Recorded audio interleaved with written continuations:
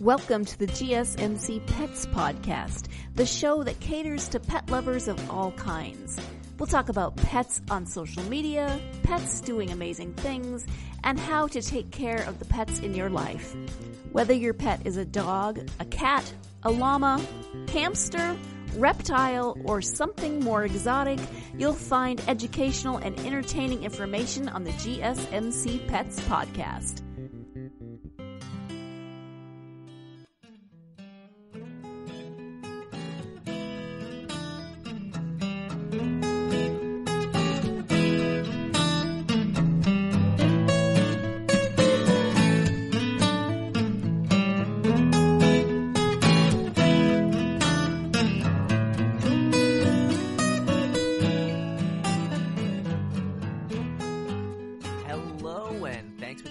Once again to the GSMC Pets Podcast, brought to you by the GSMC Podcast Network. I'm your host today, Alex Fletes.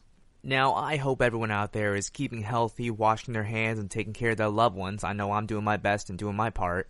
But today, since we are in a distancing era right now, I thought it would be important to talk about pets that are from a distance from us. Pets that we don't have to worry about how well they are physically or what they do and how much they eat, rather the bits and pixels they consume.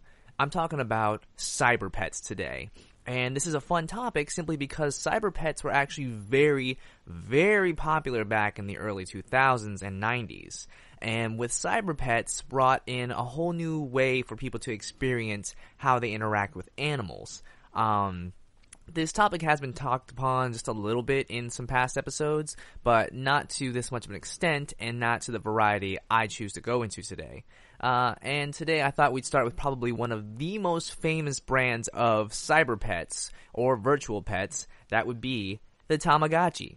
The Tamagotchi was honestly an advent in pet technology simply because it was a virtual pet you could bring around with you wherever you went, and the commands were 3 simple buttons. Small games could be played with them, but you were actually forced to interact with them very frequently or your Tamagotchi would die.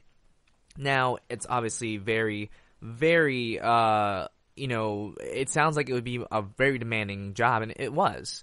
If you were genuinely interested in your Tamagotchi and you wanted it to last a good while, then, well, you would take care of it. You would do a lot of things for it, feed it, clean up after it, play with it.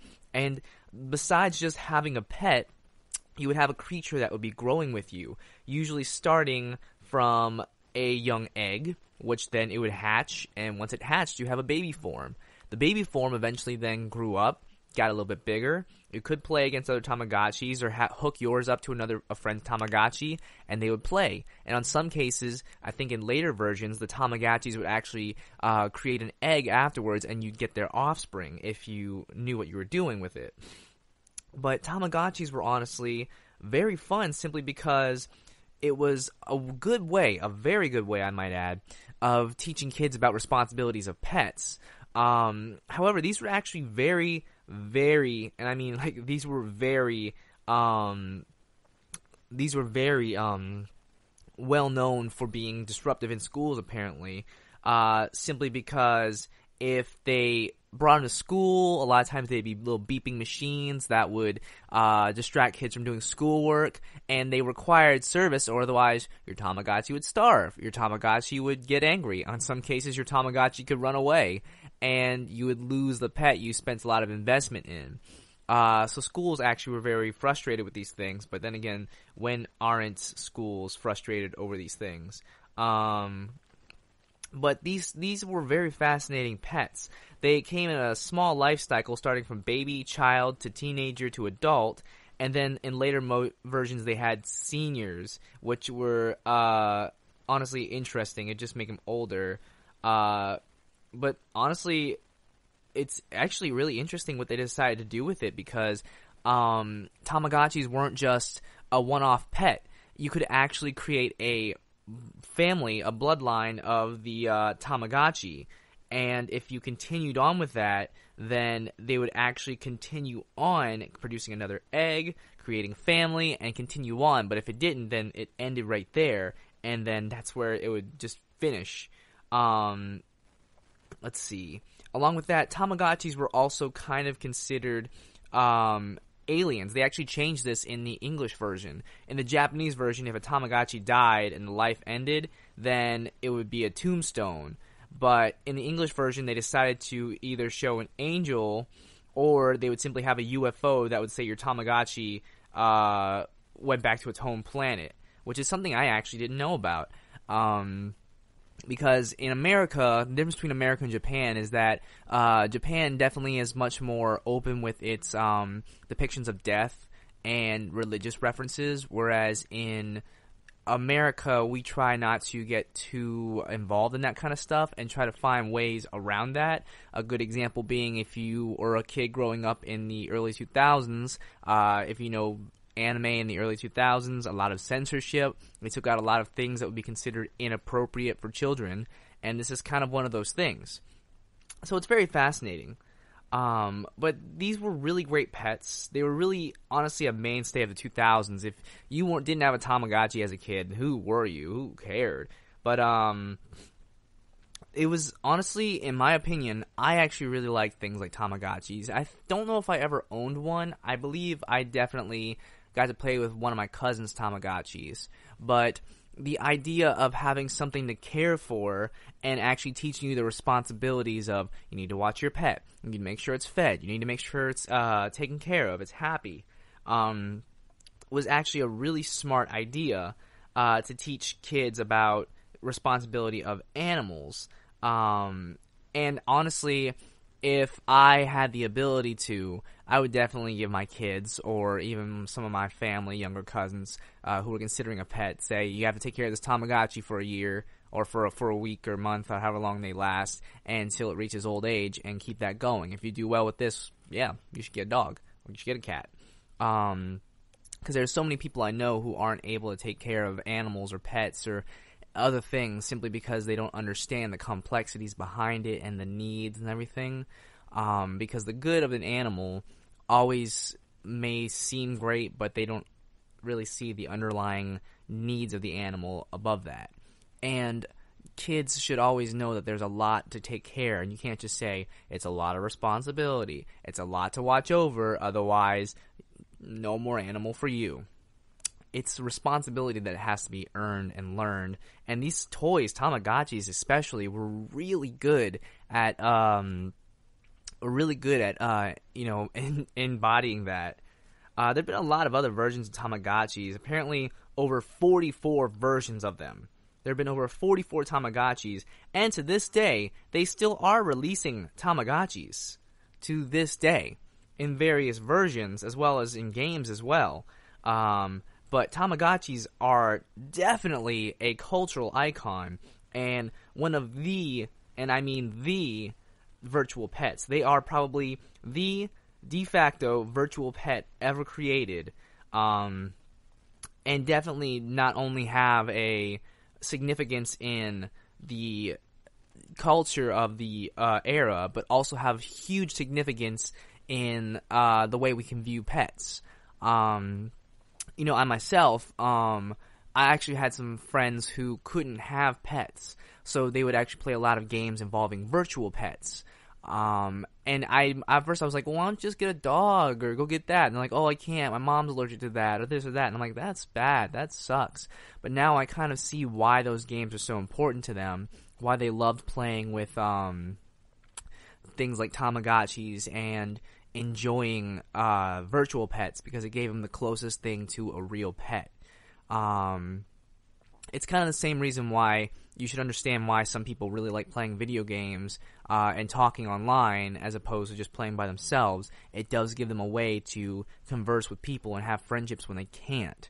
And that's what that's one of the best things about digital technology is how it's able to connect people and give them experiences they wouldn't normally get to have. And Tamagotchis were like the gateway into that. And there are several other types of virtual pet types and games and experiences they have out there that really helped to sell this concept and really bring home the idea of this is what it's like to have a pet take care of it and it'll take care of you, or anything along those lines. And I'm personally happy that I got to have time with that, and hopefully Tamagotchi keeps going longer and keeps being a very fun and useful tool for kids and even adults of all ages. But with that being said, we're going to take a quick break to hear a word from our sponsors. But when we come back, we're going to talk more about other virtual and digital pets. So stay tuned. We'll be right back.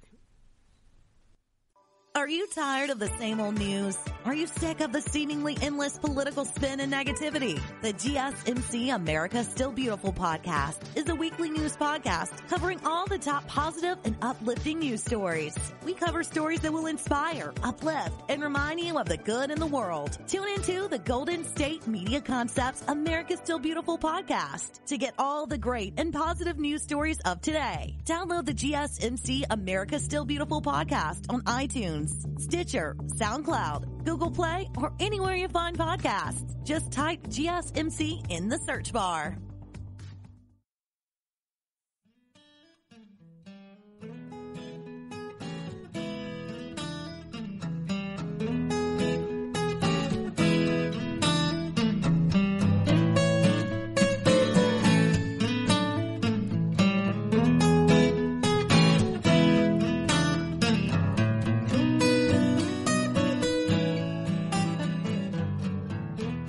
And we are back. I hope you guys have recharged and are ready to browse the web for more interesting pet facts, because we're talking about cyber pets today. So we just talked about the Tamagotchi, one of the most famous types of virtual pets there has ever been. Now, I love the idea of virtual pets because it does help to teach kids about responsibility without immediately putting into the investment of a real pet. Now, it is important to get them into there, but having a training tool is definitely a great way to start that. Now, the Tamagotchi was a fad, and believe it or not, is still a continuing brand to this day. You could actually still go to stores and buy a Tamagotchi if you wanted to. But one thing a lot of people forget is that along with the Tamagotchi, which were originally aimed for girls, there was a alternate form of Tamagotchi that was aimed for boys. And yes, it is what you think it is. The original, the first, the totally not a ripoff, Digimon.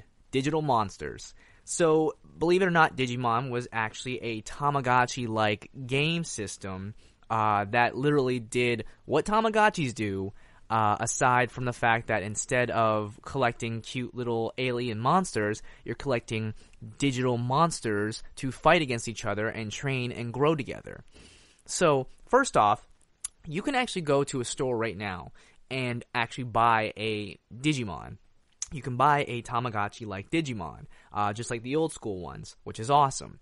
Now, I'm not going to talk too long about Digimon simply because it's kind of its own topic.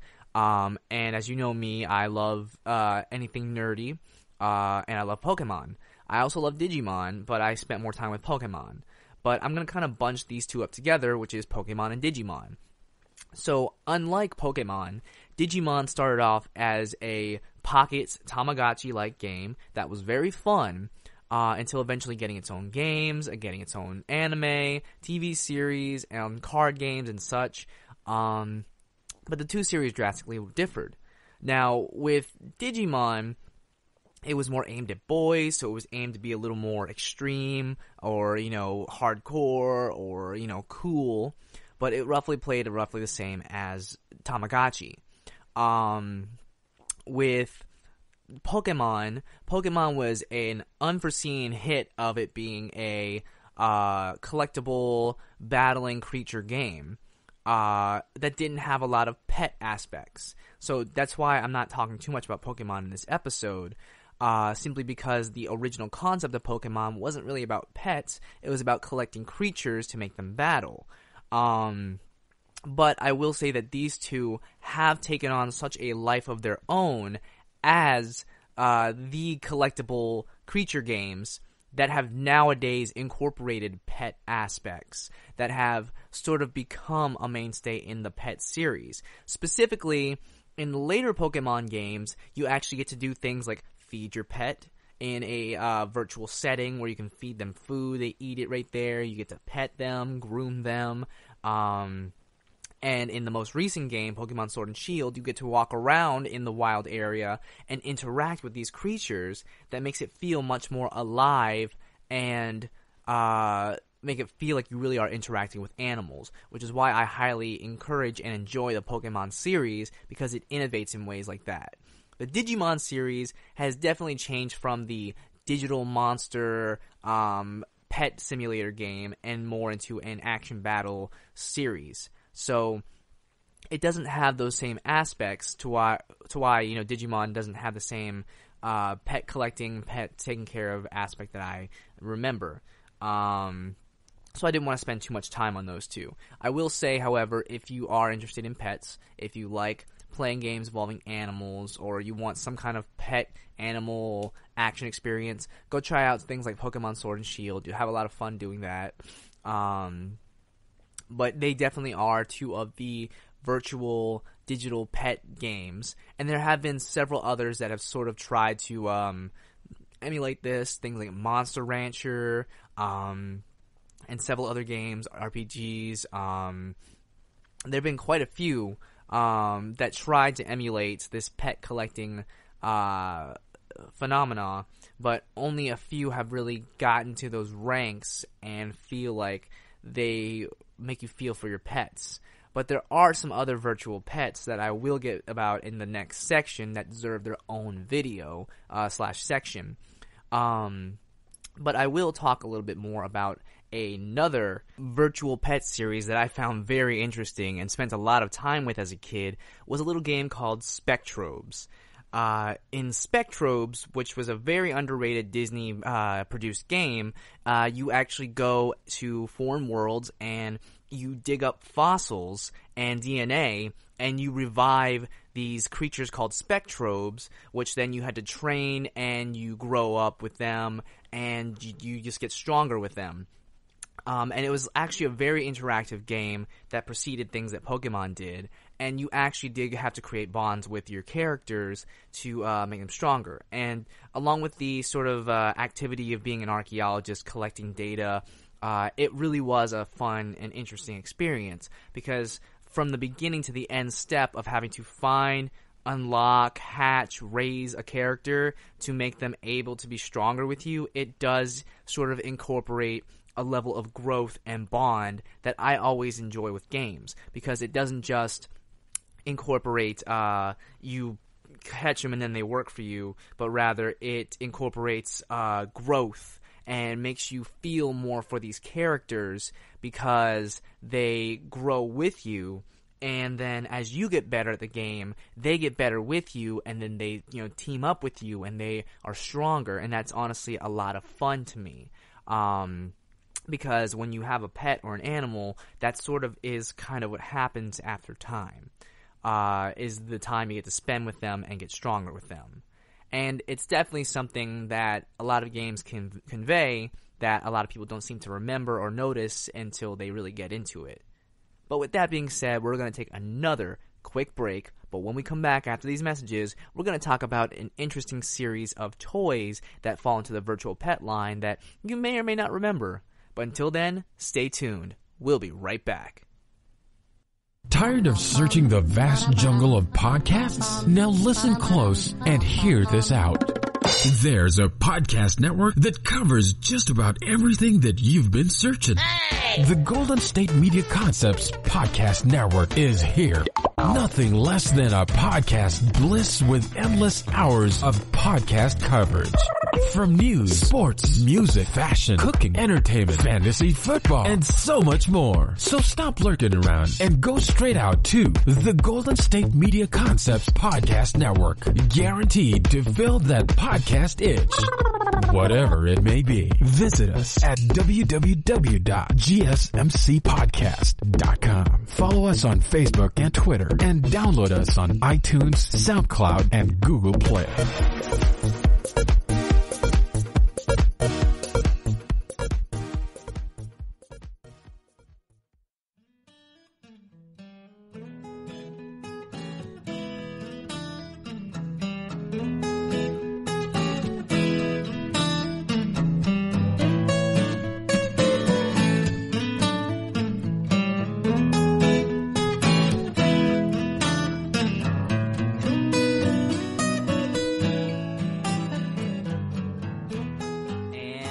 back once again. I hope you guys are recharged and ready to go because we got more awesome virtual and cyber pets coming your way. Now, we've been talking about virtual pets. We've talked about Pokemon, Digimon, Tamagotchi, but we haven't gotten into the real world where virtual and cyber pets, the machine and technology, wires and circuitry have come to life to give you a unique pet experience, and that's what I'm going to do right now. So, one of the biggest pets, specifically a cyber pet of the early decade, and one of the most well-known ones, was a virtual canine companion, rather a cyber canine companion, being a little doggy that could listen to your commands and came in a nice, sleek, chrome finish. I'm talking about Techno, the robot puppy. So, this was an interesting one, and if you were a parent or a child growing up in the 2000s, you might have known about this little guy. So he was a sleek, chromatic, robotic puppy that would do a lot of commands that you taught it over time. Specific commands, gestures, pets, and everything like that. And honestly, looking back, this was not the greatest toy when it first came out. I should know because I myself had one of these things and it barely ever worked. But the concept was actually very, very smart for its time. Techno was an interesting pet, simply that it was a robotic dog that would do things like sit up and catch its magnetic ball and bring it back to you very slowly, but it would do a lot of things along with pet noises and sounds. Now, this pet was interesting because it really innovated the toy market of robotic pets and animals to children who wanted pets. So while some kids preferred the digital pets, Tamagotchis and whatnot, there were kids who wanted a physical pet to play with to feel like a real pet. And parents didn't want to obviously have the responsibility of their kid having to deal with the messes and the works of an unpredictable real animal, which is completely understandable, but at the same time, it does take away from the concept of how animals work and also a real established connection. What it does do, however, is does help instill a sense of bond and connection to a pet-like figure. I myself, when I was a young boy, used this item. I had it, and it definitely did have a lot of functions I found interesting that would be really fun for using for playing with. It would do things like run around, it would respond to actions, do little tricks, but the sooner you do it, the sooner you realize it's just a mechanical dog. Now, one thing that is good, though, is that they actually did branch out for a while, and in the later years, they included Techno the kitty. We also had kittens and even mice, but then it actually started venturing into birds, and even some, more exotic animals like dinosaurs, but they just kind of became more gimmicky at that point. However, they actually did venture into a few other areas, such as a newer version of the robotic puppy, robotic frogs and turtles, and a robotic fish. So the Techno lines actually did sort of expand out into bigger platforms, and in the later years actually did incorporate newer types of animals or re-released Techno puppies and Techno kitties, which were really fascinating to help incorporate for children as they still keep going on. As of latest 2016, it looks like, or as of latest 2016, they have incorporated newer Techno pets, mainly a remake of the Techno puppies and kittens, but they also seem to be working on a newer model. The newer ones definitely have more articulation, are able to do more, some were remote controlled, and it was definitely fascinating. However, the Techno pets, I don't know how long they have lasting staying power, but something that has definitely hit pretty recently that does really seem to get the interest of children have been Hatchimals, which are similar to Techno pets except a lot more limited. However, I'll get into that a little bit later.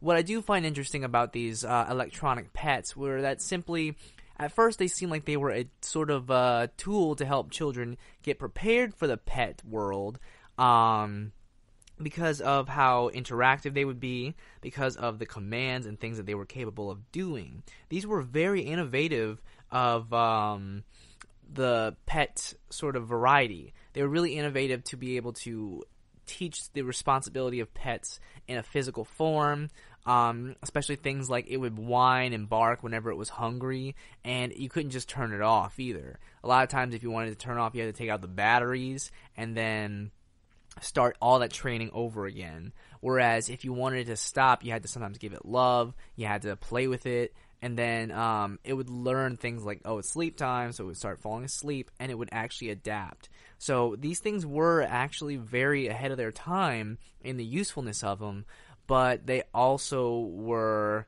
a little bit, weren't good for people who weren't patient.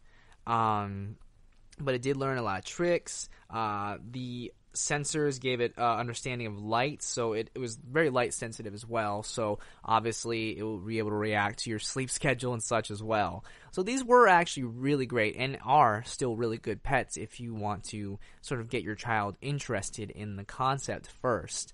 Of course, they are not substitutes for real animals and don't account for unpredictability of animals. The unpredictability of animals are definitely some of the more difficult aspects, because with animals, you know, they have problems you don't understand. They have visual cues, sound cues, things that you have to sort of learn about that individual.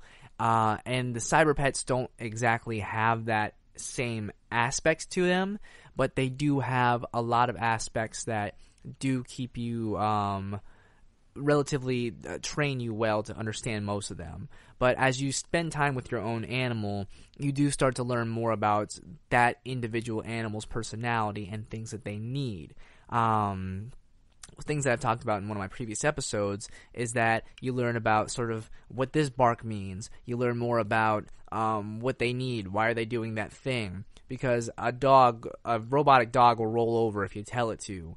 But if a real dog rolls over on its side, you wonder, is it okay? Is it tired or what? And you have to sort of learn more about the creature.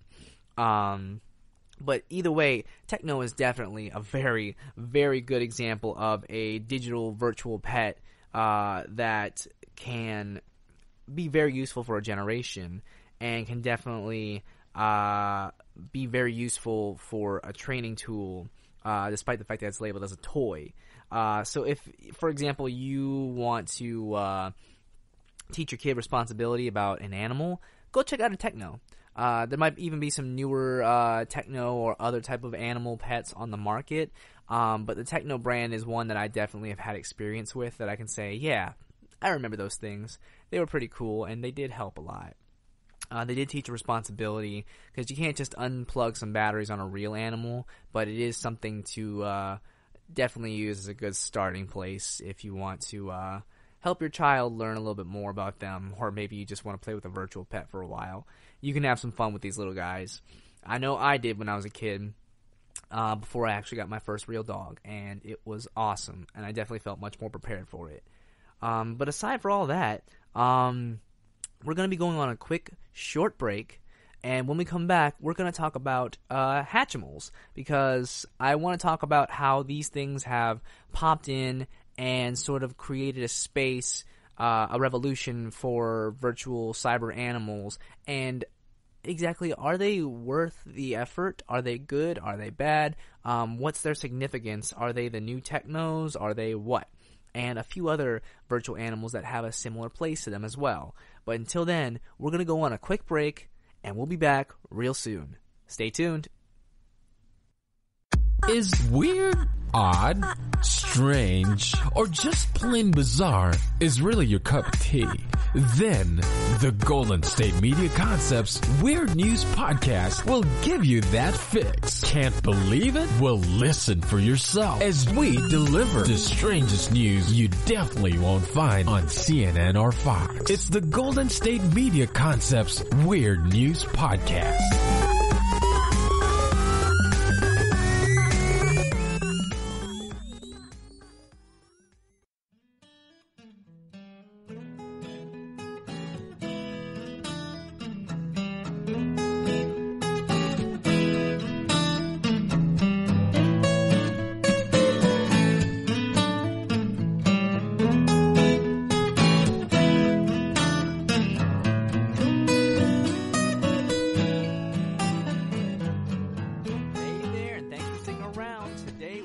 talking about cyber and virtual pets. We just spent a lot of time talking about the Techno robotic puppy and the brand and effectiveness it's done in helping train children for real pets. And now we're going to talk about another type of digital robotic cyber pet. So I actually know a lot about this pet because I have two little nieces who really enjoy toys, and they were really excited for a Hatchimal. I also did spend some time working at an electronics store, and I got to experience the full brunt of these items and their demand. These items were very interesting in concept, and I understand the appeal behind them. However, I'm not quite sure how I feel about the use of them as a pet tool.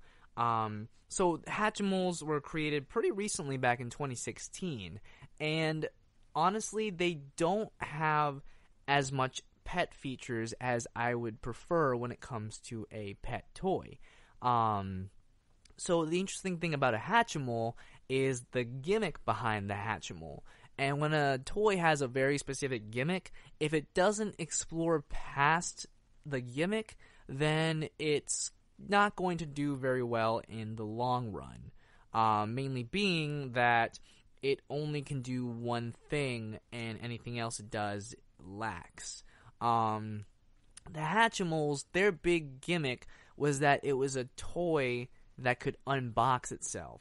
Now, if you've been on the internet, specifically places like YouTube, in the last 3 to 4 years, then you know how big, even more than 3 or 4 years, but you know how big unboxing has been. Somebody gets an item, they open it up, and then they review the item. And a lot of YouTubers, specifically a little boy by the name of Ryan, has gotten super popular from his toy reviews, and that makes other kids want to buy the toy as well. Smart. However, it doesn't make sense in the fact that if you watch a toy being unboxed, what else does it do, or what does it do to stimulate children's creativity or resourcefulness with what it has? So one major thing is that the only, I guess, care there is for these toys is that you're supposed to care for them to get them to hatch out of the egg. That is a smart idea. Mainly you have to find different ways to play with them when they're still in an egg, so that way they're ready to hatch, and then they start breaking out of the egg. That's a pretty fun idea. The downside is that they don't do much after they've been hatched. The fun of the toy is waiting for them to hatch and then discover what's inside. Is it a rare Hatchimal? Is it or isn't it? And then, wow, it isn't, but I still have one. So I myself might have been more fascinated with these toys being a collector of things, and I love trying to collect rare items or limited edition collectibles when I can.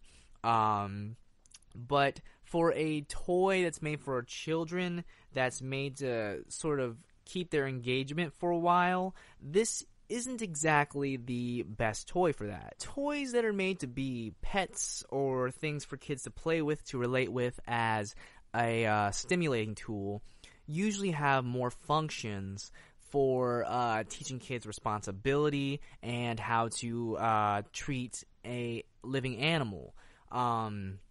Even a stuffed animal would actually be a little bit better than a Hatchimal, simply because with Hatchimals, you hatch them open and then you can kind of play with them, but they're such bulky toys that only do one thing. Typically, it's flap their arms up and down and change their color.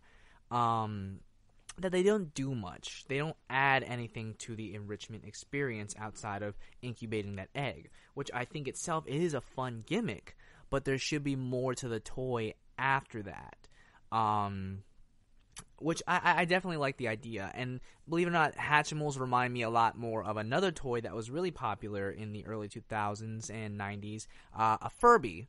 And if you remember Furbies, those things they did nothing. All they did was they occasionally said cute phrases, and they could repeat back what you said. And Furbies were a little bit more criticized because people believed that they could be recording our conversations and reporting them back to the government or whatever, when in reality it was a simple talk-to-text replay function that didn't record anything. It just, like, heard what you said and then it repeated it back. It was very silly. But Furbies were interesting because, you know, they were smaller, more compact. You could take them places and you'd socialize with them. Hatchimals are a little more bulky, and I don't know how often kids are going to bring it with them, and what else they can do with them is the problem. At least with a Furby, you know, they were smaller and everyone, you know, kind of had one to bring around. Hatchimals are a little too big and feel more like a toy you leave at home. So, hence, there's no enrichment, there's nothing to care for, there's no socializing with them. And because of their bulkiness, because of their limited capabilities, they aren't exactly enriching toys. Whereas you go back to something like a Techno, like I explained, and they actually simulate what it's like to have a dog, to have a cat, in limited functions, but they have functionalities. So I'm honestly not very pleased with things like Hatchimals, simply because they are a robotic creature, and mainly what they'll do is they'll hatch from the egg, and then that's it. And it honestly plays off of a really negative aspect of blind grabs and blind bags, and it's almost like a form of gambling, where it's the excitement of what you'll get as opposed to the end result. Whereas if it was, oh, do they have the one I like? They do have the one I like. I bought it, and now I can play with it, and it looks like how I want it. And it's not good. It's not smart. And it's unfortunate that that's how excitable kids can get over these things.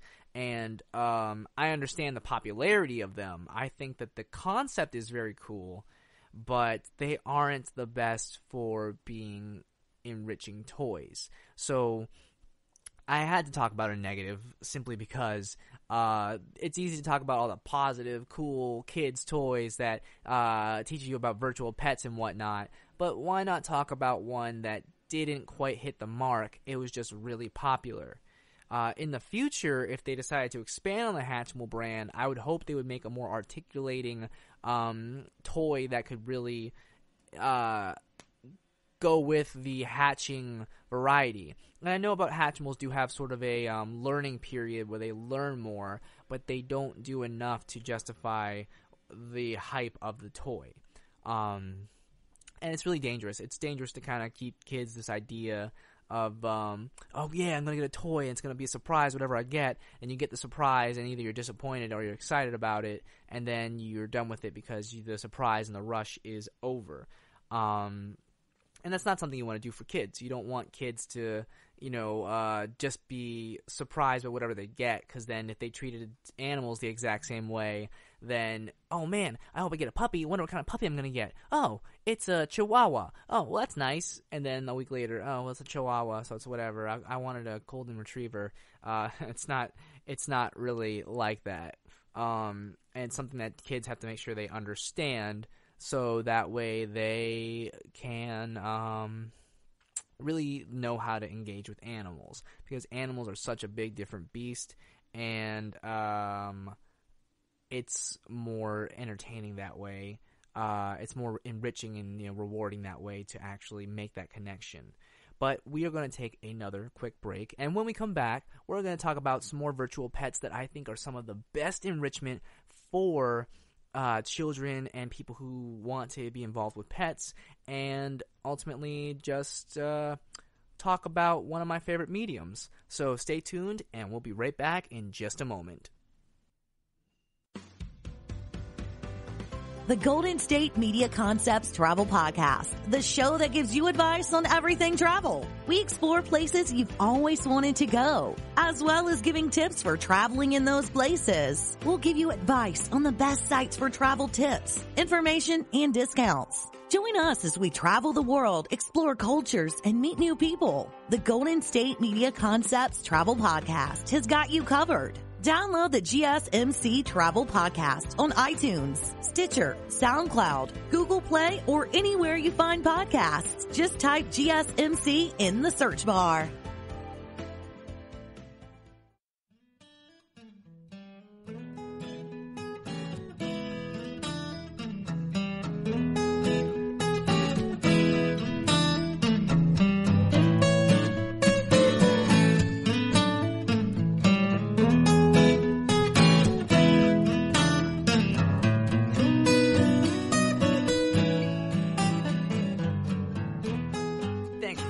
Rundown today, guys. We are talking about virtual pets, digital pets, and how useful they've been and how impactful they are to the world of pets and your enrichment. Previously, we have talked about Furbies and Hatchimals, along with Techno, the technological dog, and the differences between those pets and how they're beneficial and how good they are at really being a pet, along with virtual pets such as Tamagotchis, Digimon, and other creatures as well. But there is one thing that I feel that we really should talk about in the enrichment of pet knowledge and experience through virtual systems. And with that being the intensely popular and insanely fun Nintendo DS game, Nintendogs. Now, Nintendogs has a bit of a variety of uses and expansions, but Nintendogs has definitely been one of, if not the most enriching virtual process for the pet lover, simply because unlike other games that involve collecting pets or interacting with animals or virtual animals or anything, this actually recreates what it's like to be and have a virtual pet that you can spend time with and do real activities with. So Nintendogs are interesting simply that they are actual virtual dogs. They come in different breeds, Dalmatian, German Shepherd, I think, just a bunch of different breeds, and you play with them. You throw frisbees, you play tug of war, you feed them, you spend time with them in very realistic ways. This is really providing sort of enrichment for whoever plays them, a time to get to play with realistic animals. There's no super magical concept or super powered creatures or end of the world stakes. It's simply a dog that you play with. And this was actually a really great move at the time it was created, thanks to the Nintendo DS's software and the choice to use touchscreens at the time, which really helped add an interactive element. Whereas the time before, a lot of games and game systems were analog, required the use of controllers, thumbsticks, and it didn't really add the level of interactivity that a lot of people wanted from it. So the touchscreen was honestly one of the biggest revolutions and has become a pretty big staple for not only Nintendo but a lot of systems as well. On top of that, a lot of games with Nintendogs have actually been spin-offs of other breeds of dogs with some light expansions. Cats and dogs and friends, which the reason people really love this and it's been such a great experience has simply been because it's a realistic experience where you need to take care of the animal, bathe the animal, you need to make sure they're happy, make sure that there's nothing wrong with them, because along with getting to have fun with them, you also get to spend time with them, enjoy their time, but also make sure that they're healthy, make sure that they're well, and you get to take care of other dogs as well. So it's honestly a really, really good experience when it comes to animals. It's critically acclaimed, it's had multiple spin-offs, and if you're someone who has ever loved animals, ever wanted to spend time with animals, ever wanted to get to know what it's like to have a pet but you can't afford one, this is definitely a great way to do that. It's so popular, it's gotten multiple different spin-offs along with cats. I think there was a bird spin-off, but also one of their more successful ones has been horses, which is really impressive. So Nintendo definitely has a really good reputation with interactive software, and the Pet series has been definitely one of the more successful for this brand, simply because it's not a game with major objectives, but rather it's been a series of life simulators. And life simulators are amazing for when you want to, experience something you wouldn't really get to. And that's the beauty of video games. That's the beauty of virtual entertainment and virtual pets. And I think this is definitely a great way. I actually knew several people who owned this game who really loved this, and to this day they own like 2 or 3 dogs because they spent so much time with these animals and got to play with virtual animals and got that enrichment. There are other games that have some of these aspects or have aspects of spending time with animals, but none quite like Nintendogs. Nintendogs really opened up the gate for Nintendo to do some amazing things to, I guess, would be to really help enrich the individual, something that a lot of games weren't really doing at the time.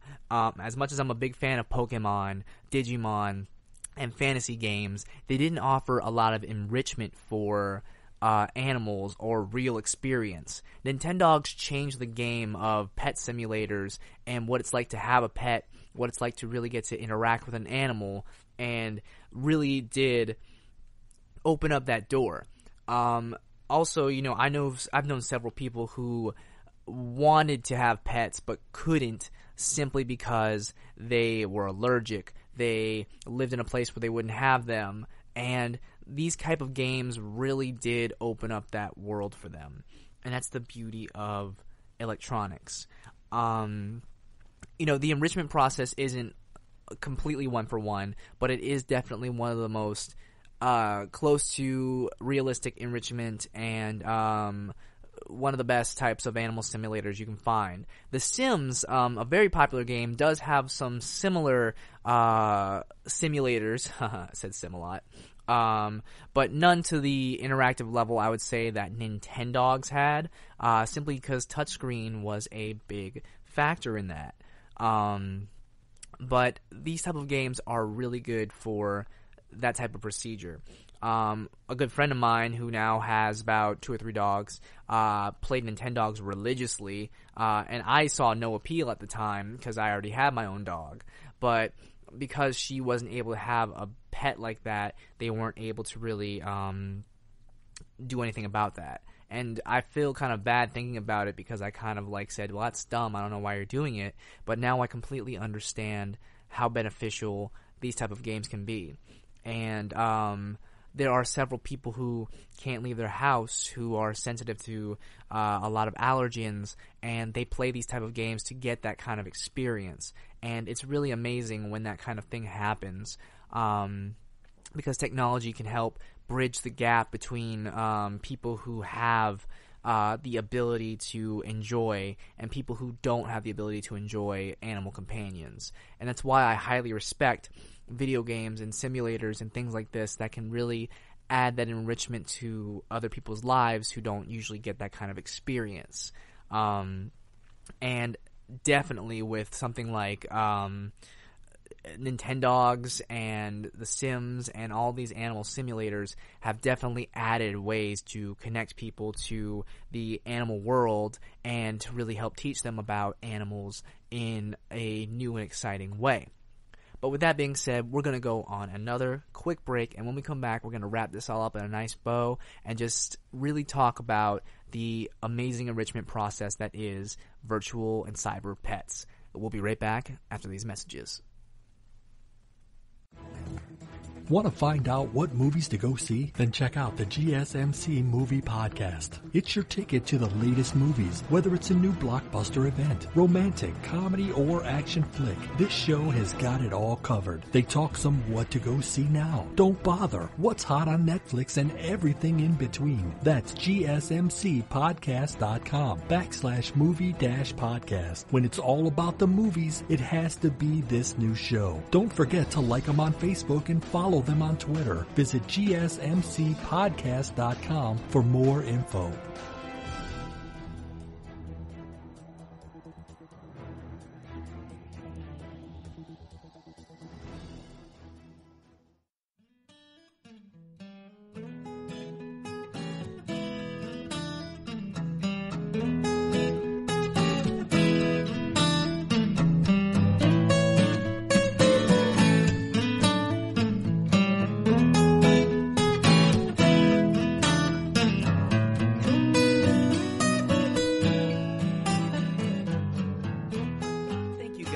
so much for staying tuned today. I'm so glad you decided to stick around and listen to this podcast. So today we've been talking a lot about virtual and cyber pets, robot toys and such, and how they've been enriching to the pet process. Now, one thing that's always interesting about these pets is simply that they seem to come off as toys, games, gimmicks, and some people will even say a pale substitution for the real thing.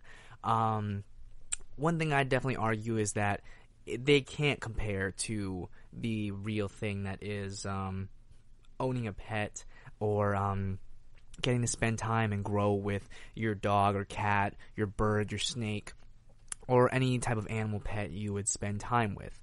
But what they do in spades is definitely help to encourage someone to consider having a pet.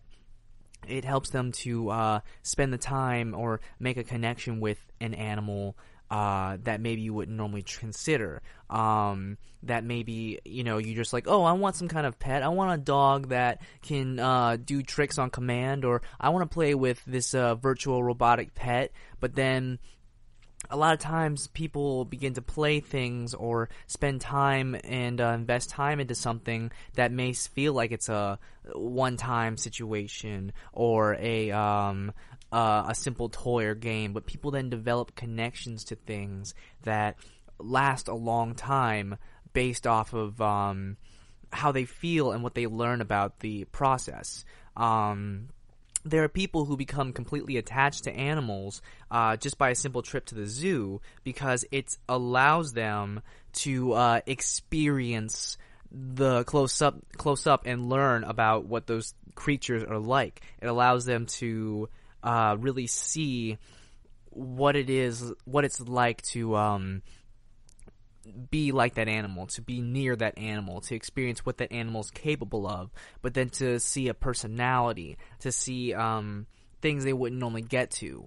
They're especially great for young kids. It's already easy to get a kid a toy or a game and let them play with it, but over time, those type of toys and games can really be beneficial. They can be hurtful or helpful to a child in a young age. You give them a simple toy that they would play with. If it's just a toy for the toy's sake, then they might not care so much. But if it's a toy that maybe has educational benefits or that has enriching benefits to it, then you might really instill some good values about animals or about something they need to know about at a young age. And that's why a lot of these games are really great. And not only that, but also for people. People having, adults having experience with these animals. The time they spend with them are really important on the account that they need to learn, or rather they don't get to experience time with those animals. I've known several adults who don't spend time with animals, don't care about animals because they never grew up with them.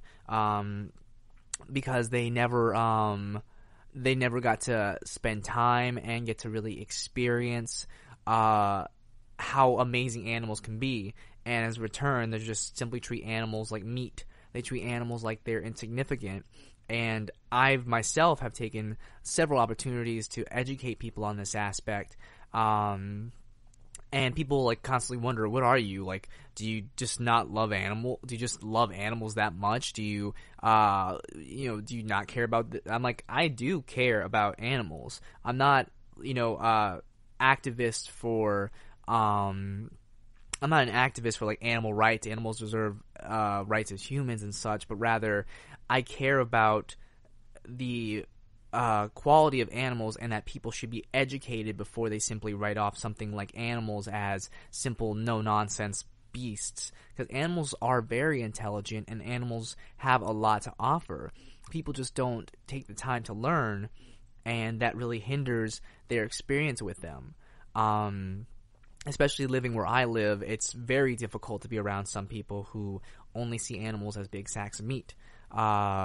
So that's why I find a lot of these toys and a lot of the enrichment of children through these kind of toys and games to be very important. That's why, to the end of time, I'll defend a game like Pokemon, because it does have some form of entomology involved, and I love to explain people how there's an interesting lore behind it, or how this is how you can look at those kind of things. But it's a little tricky at times, but I have seen kids' faces light up when I talk about it, and I explain to them how the similarities between the real world, and animals, and they're like, whoa, I didn't know that. And even parents' eyes will glow up saying, I didn't know that. I'm like, it's in the subtext of the game. It's really fun to learn about.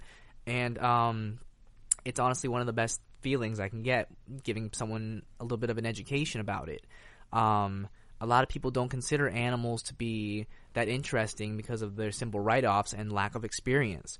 You live in a city, yeah, you're going to have less exposure to animals, but we have so much knowledge and resource at our hands that it's not that hard to learn about them.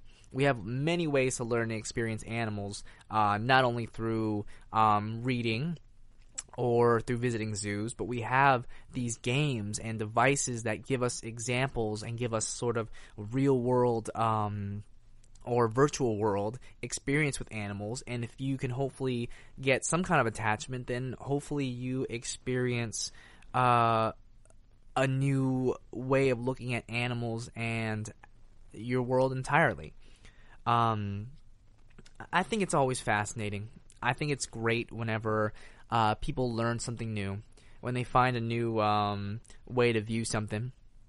And games, television, toys have really sort of helped broaden my perspective of that kind of stuff. They've really opened my eyes about that kind of thing, and I love showing people how much fun it can be too.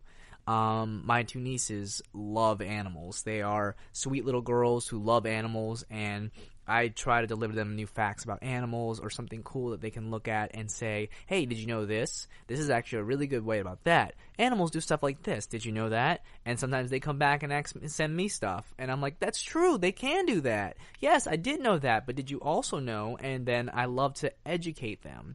And they get so excited about the educating that they learn more about animals, and they love animals. These little girls love animals because they're exposed enough to the animal world in a great way to really get to learn about animals, and it's a lot of fun. So definitely, these things aren't just for kids, and anyone has the ability to learn about animals. It's not a childish thing.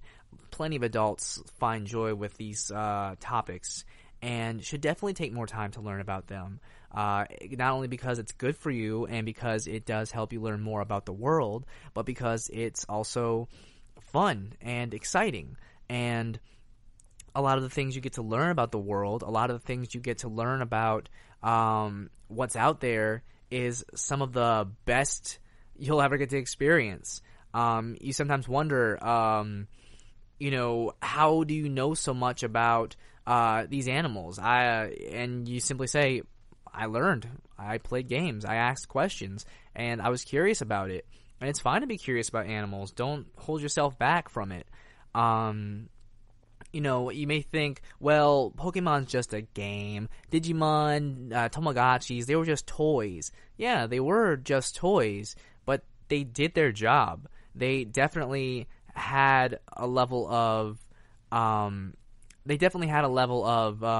interaction to them that went beyond simply being a toy that kids played with. If people really had the ability to look closer, is kind of the most important thing you can take away from that.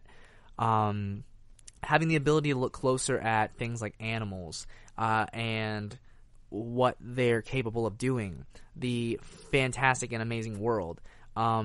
That's the beauty of our world now. Our smartphones probably have more power in them than even some of these game systems that we played not that long ago with.